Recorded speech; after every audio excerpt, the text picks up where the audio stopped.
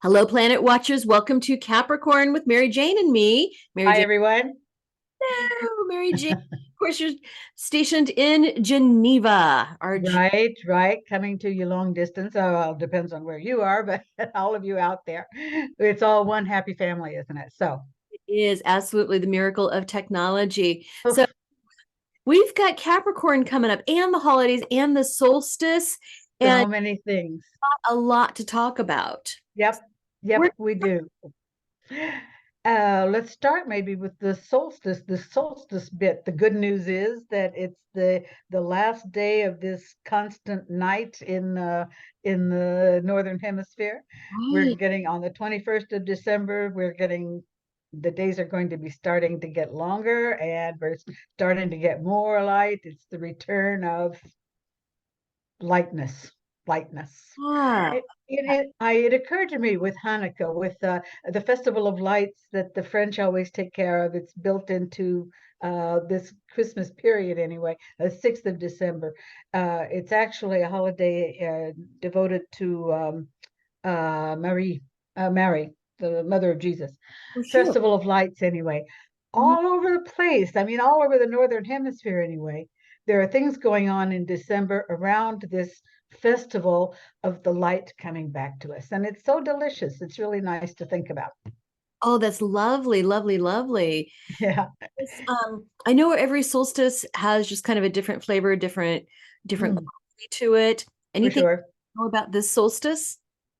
Well, the sun's going to be doing some very, very interesting things. I've got to say, we're getting off to a rugged start because this first this end part of December is very, very difficult as far as certain solar aspects going on, solar transits going on, other positions in the sky are kind of rugged for a start. But Oh, it gets better as time goes on.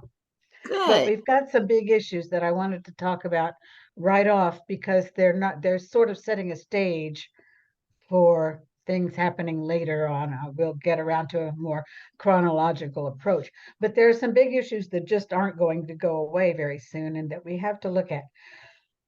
Excuse me. The first one has to do with a very nasty T-square happening between Pluto, our friend Eris, our friend Pallas Athena, and the Black Moon that are creating this tension around women's issues all over the world. Mm. But the crisis that's happening in Iran, this huge revolution, began with and has been building on freedom for women, Mm. women coming into their own in Iran, women regaining actually power that they already had in the past, but that's been totally trampled on. Yeah. So revolutions all over the world, including the situation in Ukraine, which has a great deal to do with women and children being held hostage virtually in the middle of this war. Right. So many things are turning around these issues involving Pluto and the Black Moon especially. So that's something that's not going to go away in before who knows when. I'm holding out for the next equinox myself. I've given up trying to even guess what's happening. But one thing that's interesting, and especially for the very end of the year, 31st of December, is that we're going to see a lot of mention in the press. All of a sudden, books are being written, all kinds of things going on in the press, in different television schedules and all kinds of media are going to be zeroing in on this problem really around the 31st of December and affect that whole week before the 31st of December. So, as we know, Mercury is in retrograde or will be in retrograde at this time, and is going to be right in this position around the 31st of December when Venus and Pluto are in conjunction. Again, women's issues are going to be important, and these commentaries in the press by Mercury, by this Mercury retrograde.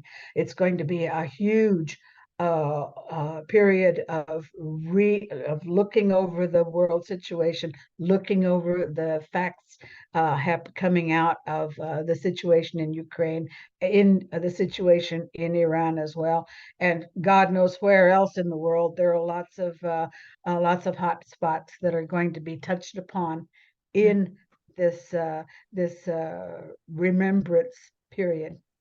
Wow. Yeah. So that's a big week. And the other, at the same time, there's a square to of the sun to let's see, to Jupiter and to Ceres and to our friend Hygia, who has a lot to do with health issues. And so I'm looking for this square, and this is from the 21st to the 31st of December again.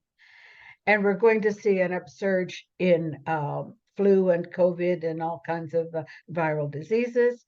Right. Y'all just keep real careful about your meetings together and so on. You know, Up masks are everybody. nice. Sorry. Mask up everybody. Yeah, no kidding. It's just necessary. With this COVID business is far from being over, and we're going to see an important gap in resistance, in general resistance, and as in ourselves, in our individual bodies, and in populations as well.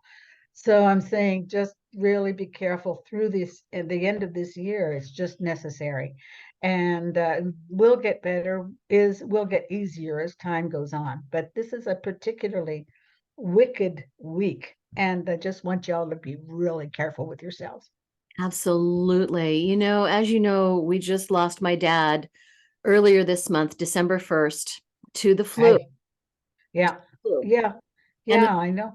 The even without being COVID, some of these new influenza attacks are really quite vicious, and we just have to be real careful. along with that, the RSV virus is really rampant as well. So there's many things that we need to be careful about. Yeah, yeah, just take your vitamins, mask up, be careful in groups and large manifestations, and just yeah, just really be careful, be conscious of the dangers that are out there. Mhm. Now, there's good news in here, and I want to talk about it because there is some. First of all, it's after the 31st, I'm going to say after the 2nd of January, we're going to get into an upswing. One very exciting thing is that that Saturn is very gently, but actually moving kind of quickly now, going out of Capricorn into Aquarius. Yay! I mean, it's time. And in so doing, he's also moving out of this square to Uranus that's been just so terrible in these last few months.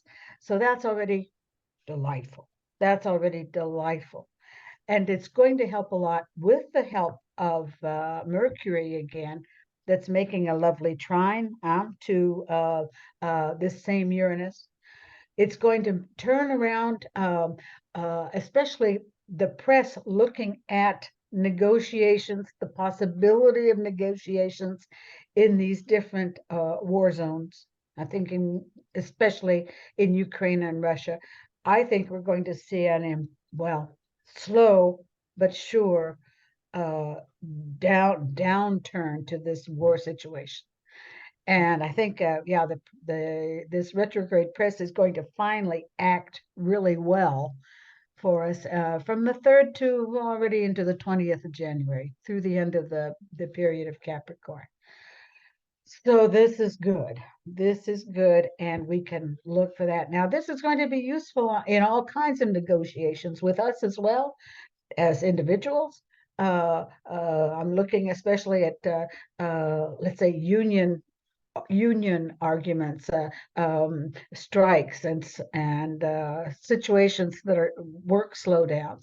It's that's going to be a very good period of negotiation in all kinds of departments from the 3rd to the 20th of January. So use it if you've got stuff you need to fix That's a with your boss, with your coworkers, with whoever out there is giving you trouble, slowing you down. sure. Anyway, that's the really, really nice news. Mhm. One other issue, though, that is a little less nice is a square that from retrograde Mars is square to Vesta. Now, Vesta is the household goddess, right? Right. She's kind of, keeping things together in the house and taking care of repairs and taking care of, well, a lot of other more intimate stuff. But with a square to Mars, and especially this retrograde Mars, I'm thinking that in this same period, the end of the year looks kind of terrible for any kind of household renovations. Yeah. If Oh, it's if it's not broke, don't fix it now. Because I think we're going to already see a lot of problems with plumbing, with heating problems, with all kinds of difficulty in this department during this last, from the 21st to the 31st of December. That's when it's happening. The nice news is that Mars is going direct finally on the 13th of January. And there we've got, on that date especially, we've got a very good moon, a very good Jupiter to be doing repairs, to be getting involved in the renovations. This is great. You can take advantage of the year-end sales of electrical appliances or whatever is going on out there. And a little less good perhaps for medical interventions. There, okay. if you, yeah, that's that's a little less good. Plumbing for your house, yes. Your personal plumbing, no. Right. No, exactly. Now you're talking. Now you're talking. Now the nice parenthesis in there, and then, again, taking care of emergencies is in and around the 13th of January. Then we're kind of home free to get things back together a little more copacetic. Oh, good. I know. Yeah, there's some things I've been putting off at home that been just waiting for a good time to take care of it. Right, right. One other of the issues that I found kind of important, a little less important, is the retrograde, our friend Mercury in retrograde from the 30th of December until the 20th of January. So all of your year-end payments you're making, all of your year-end your business transactions by mail or by email or by on computer, check it out. Do it 3 times because things tend to get sort of mucked up during Mercury retrograde, with that in mind. Right. Unless you're paying past bills, if you've still got income tax you're taking care of, why, and then you can sort of catch up, if you're in condition to. Mercury retrograde is very good for, sweeping up after the parade. Yes, absolutely. Mercury retrograde gets such a bad rep. Well, yeah, it's true, isn't it? I mean, you have to use it. You have to use it wisely. You have to use it carefully. But it's a nice, good energy. With all of that in mind, it's a pretty good energy. It gives you, I mean, it's a great energy to tie up loose ends, cross your T's, dot your I's. Precisely, precisely. Not excellent to get new things started, to get new projects going, but or new contacts, new reunions, and new contacts that you're making aren't necessarily the soundest, the most promising in this period. I've been there myself a few times, and so you kind of want to go slowly with new people that you're meeting. Check them out carefully.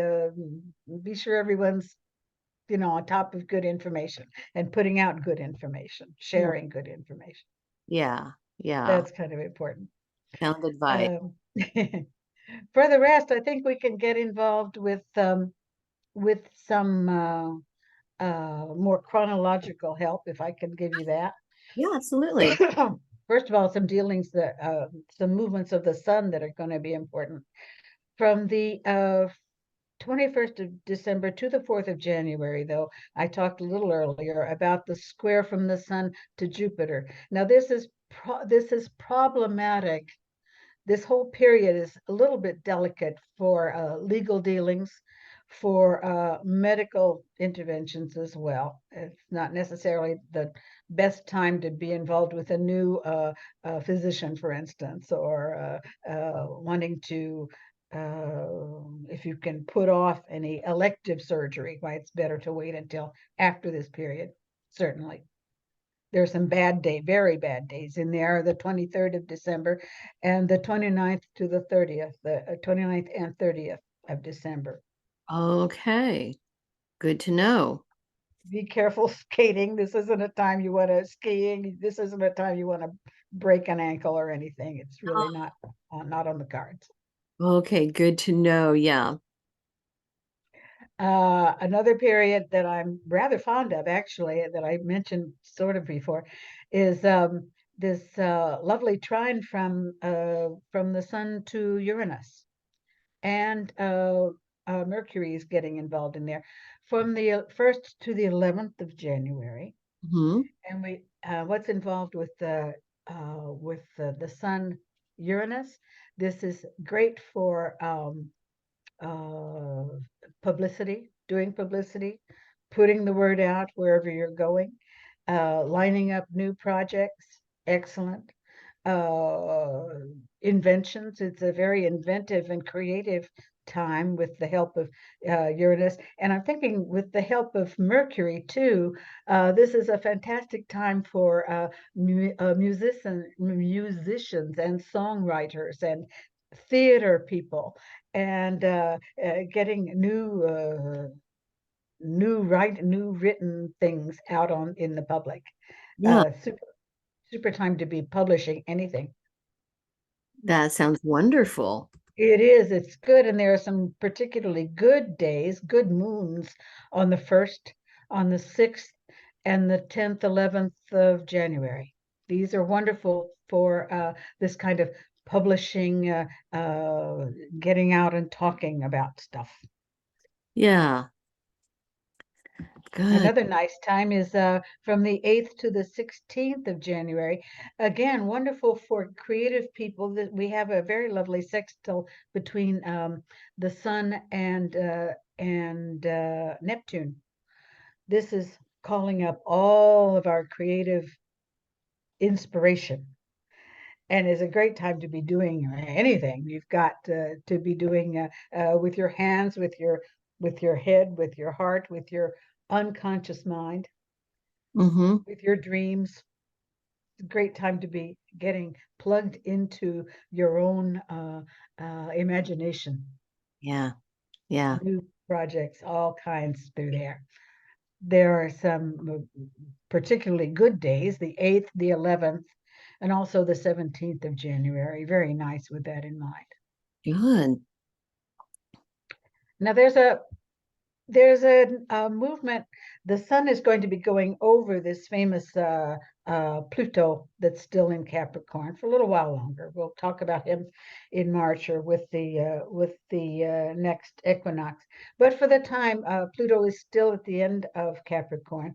The sun is going uh, over Pluto then from the 10th to the 20th of January. Now this can be very, very good. It can be very, very bad. Pluto being the excessive planet. And as the sun gets in touch with planet, it's sort of a do or die. It's that kind of thing, that kind of energy. It's a fantastic time to be taking power. It's a great time to be building confidence and get out there, do what you want to do. If it takes little extra boost of confidence, a little jump start. It's a great time to be getting involved with this kind of seizing of power. This Yeah, can be good for all kinds of projects, you know.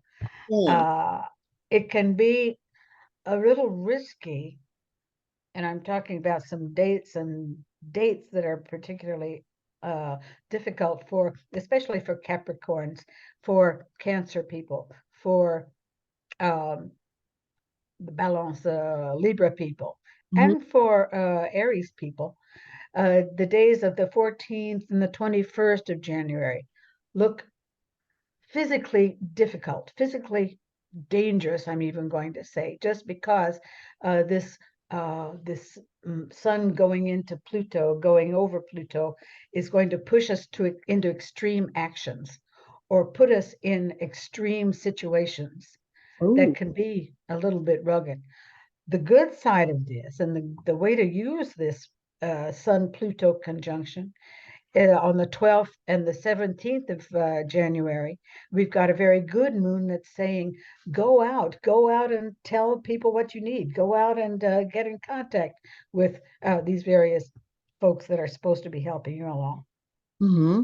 So again, there are ways to do this with these particular dates in mind. No, this is good. This is really good. Now, the other movement of the sun is going to be making a very nice, again, a nice trine to our new friend Sedna. Sedna, a little asteroid that I've been working with for a little while. Okay, yes, I've never heard of Sedna. Well, so have you got a minute? Ah. Let me tell you, I'll tell you guys and radiate you as well.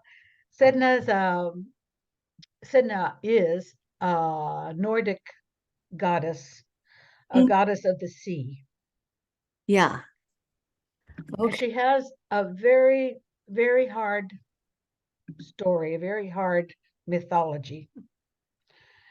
Sedna was sold, the only child of her old father, with whom she was living. Her mother died, of course, and so she's living with this old guy who just finally got tired of having her around and thought she was getting kind of old. And so he virtually sold her to a friend of his Oh my goodness. who needed a wife, a young wife, and so on.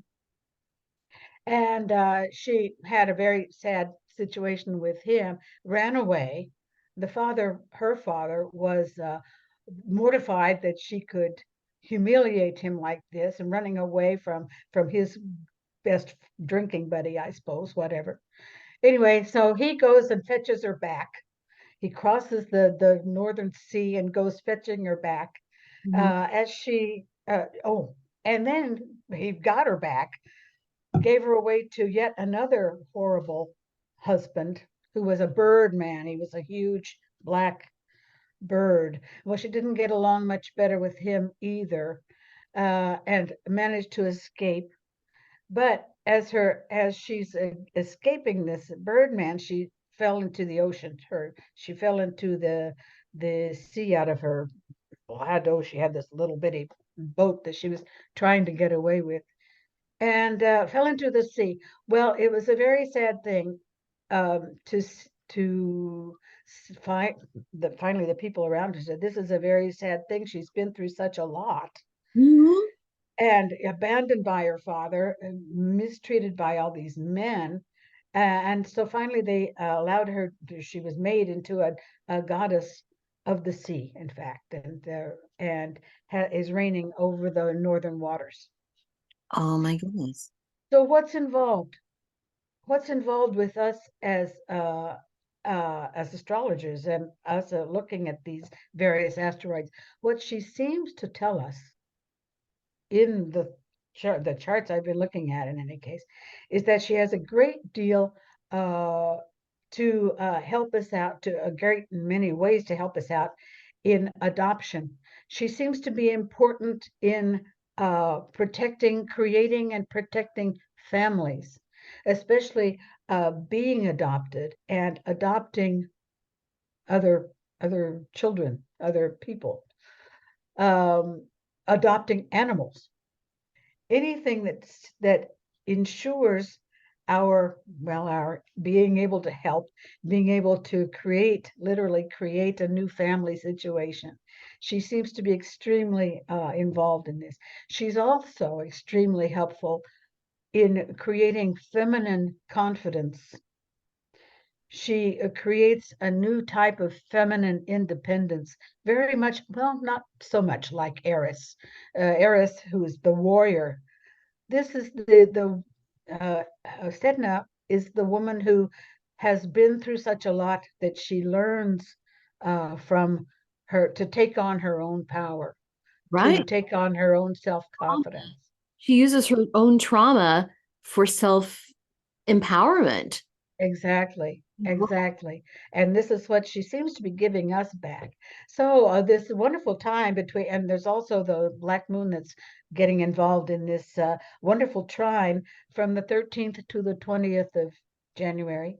Mhm. So if you're looking to push adoption proceedings, this is a great time. If you're looking to pick up a new animal in your home, this is a wonderful time to spread the love, you know.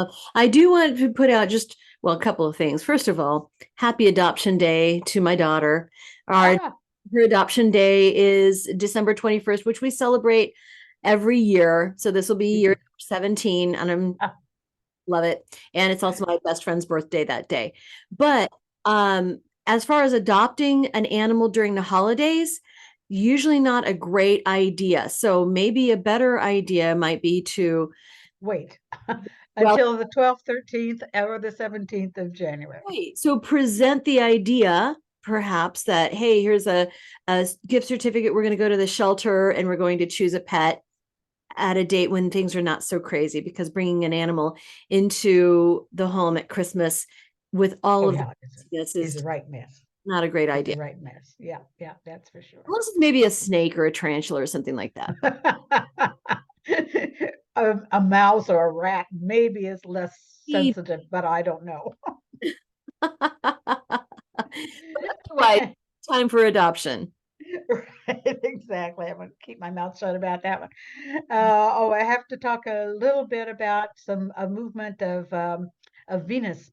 Venus that's in a fairly close conjunction to Pluto, to this famous Pluto in Capricorn, the until the 4th of January. Now, this whole period, uh, well, can be very hot. It's extremely passionate.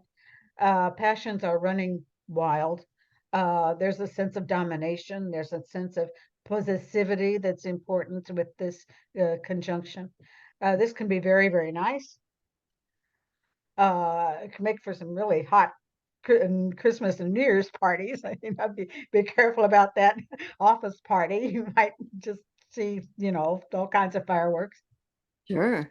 But and there's a nice aspect of sextile to Neptune as well going on at the same time, so that you're sort of seeing things that may or may not be true, but this can only just add to the general joy. However, the moon is being very nasty on the 24th and 25th of December and the 31st of December. So don't believe everything you hear. You don't want to accept any engagement offers, propositions on those dates during the holidays. For the Okay. rest, Fair game. fair game. Follow your own conscience. Sure. Absolutely. Absolutely. Sounds like a period coming up with a lot of ups and downs. But Yeah. there's really good, solid, practical things to consider during this time, which I love. I think I for one, appreciate this. Like, when is this a good time to do something? When is this not a good time to do something? Also, Right? yes. Love that pragmatism, right?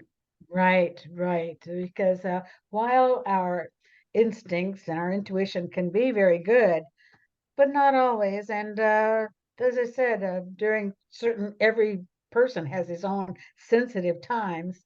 And during those sensitive times, maybe you need backup. Maybe you need some good dates to play with, or some bad dates to avoid. And I've always found it helpful anyway to Right. understand these things. Intuition is one thing, but when there are energies outside of you that can kind of mess with things in a way that you're not even thinking of to apply your intuition. That's where Right. Yeah, exactly. And I've got to say, this period, well, the solstice periods in any case are cardinal. We're involved in cardinal signs, excessive signs. The fireworks are happening in all directions, and sometimes it's just good to keep the damper on. Just slow down a little bit and check the possibilities, basically, before you get involved in whatever project you see before your eyes. hmm Absolutely. Right. That is very good advice. Any last thoughts for Capricorn? Um, just everybody just have a real good time. Be very careful driving in the snow. Take good care in keeping proper social distances as much as possible in closed places. Otherwise, enjoy each other. Just have a good time. Absolutely. Very well. Love one another. Yeah, absolutely. So, yes, happy holidays to everybody, whatever you celebrate. Happy holidays. Please be safe, mask up, and be careful. And we'll see you again in Aquarius. Quite right. Quite right. See you then.